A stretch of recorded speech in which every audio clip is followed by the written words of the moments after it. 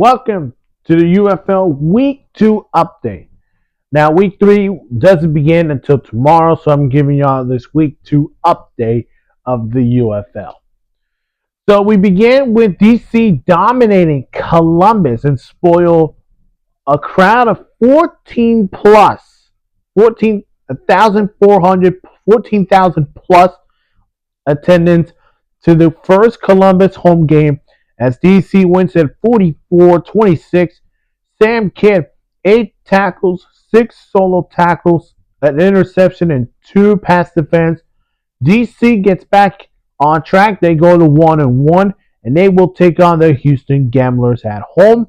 While for Columbus, they drop to 0-2, and they got to go on the road to Dallas. So now that's a good start for Tekken Jr. as the head coach of Columbus. Not a great start for the team. They got to get this win this week on the road against a real good Dallas Renegades team. Orlando and Louisville. The first, I believe this is the second of those first matches, which we'll get to the reason why there's a second match. But Orlando beats Louisville 19-9. KJ Hamler, what a story.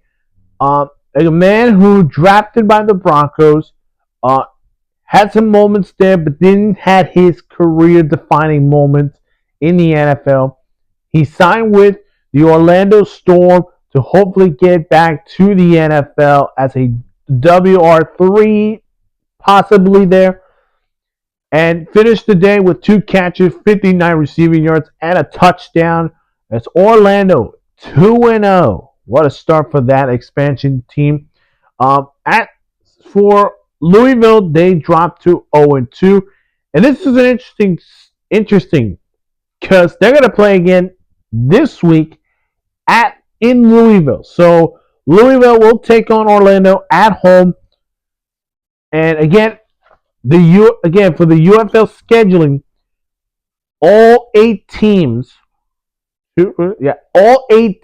will face them again twice. One as a home game, one as a road game. So Orlando already beat Louisville in Orlando.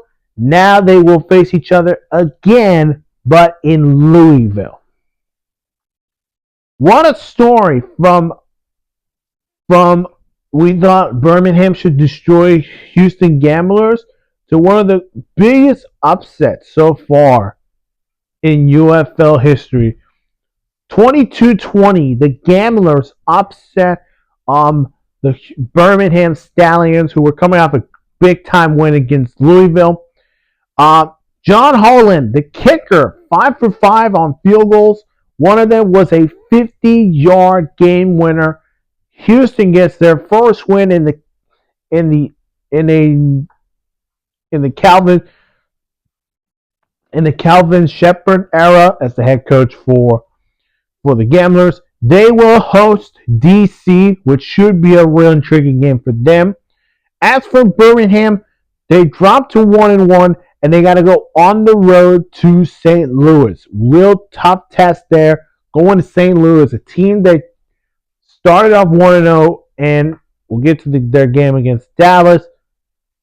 Had some little issues, but that game will be a little interesting to watch. Finally, St. Louis and Dallas. We thought this was the game of the week. It turns out Dallas said, we're 2-0, baby. Austin Reed again, 22 out of 36, 240 passing yards, 4 touchdowns. As Dallas goes to 2-0, they get another home game against Columbus. While for St. Louis, they go back home and take on the Birmingham Stallions. So who had the better performance this week in Week 2? I'm going to go with a kicker in John Hoyland, who made a 50-yard game winner to beat a team that is the favorite to win the UFL this year, to then upsetting them and get their first loss of the season. And again, Houston's one of those teams that There's going to be some highs. There's going to be some lows. Is this team enough to beat anybody in this year's UFL? If they can do it against DC, we gotta be careful in this Gamblers team because that team got a lot of superstars there. Who had? What was the closest game? Listen, the only closest game I see was that Birmingham and Houston. And then week 3 is going to be a lot of interesting because now it's going to be which of those teams who are 0-2, and get this, Columbus is 0-2, Louisville 0-2. The two teams who are new for this, they're 0-2. And the only team that is new to this year is Orlando, and they're 2-0, as well as Dallas. They're both undefeated. So can they remain undefeated this week? We'll find out. That's it for UFL Week 2 update. If you've not seen my other videos, go check them out on my channel. Of course, make sure to hit the like button, subscribe to the channel, hit that notification bell for more sports news.